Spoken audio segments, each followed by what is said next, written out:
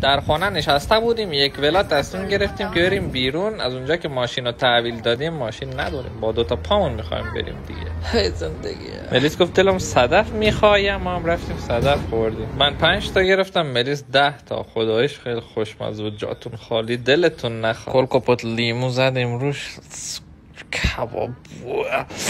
بریم ادامه داستان که رفتیم مرکز خرید. البته نرفتیم خرید، رفتیم یه چیزی بخوریم اونجاست. از اینجا میبینین؟ نه یعنی از نزدیکتر ببینید. بله بابلتی خیلی صفش طولانیه ولی دیگه چاره اینه. اینجا پر میشه ظرفا، از اون ور میره داخل دستگاه، سروش پرس میشه میاد اینجوری بیرون و بله اسمم میخونه و میگه ملیس مثلا میای برمیداری.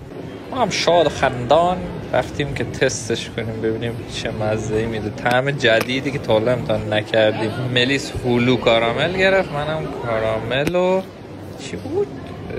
شکلات گرفتم، خیلی خوشمزه بود، جاتون خالی. اینجا هم در حال تلاش هستیم که دانه های آخرش هم تمام کنیم و حیف دیگه نمیشه ولش کنی، هزینه شده برای. دوباره رفتیم برای خوردن، البته چیزی بهمون ندادن، چرا خالیه. شاید هم خوردیم تموم شده، تا ولاگ بعدی خداحافظ. صفحه سیاهه چون تموم شده همه چی. برید خانه هاتان. کارتون گیر میکنه ما میشیم داداش. ها داداش نداره، تک فرزنده.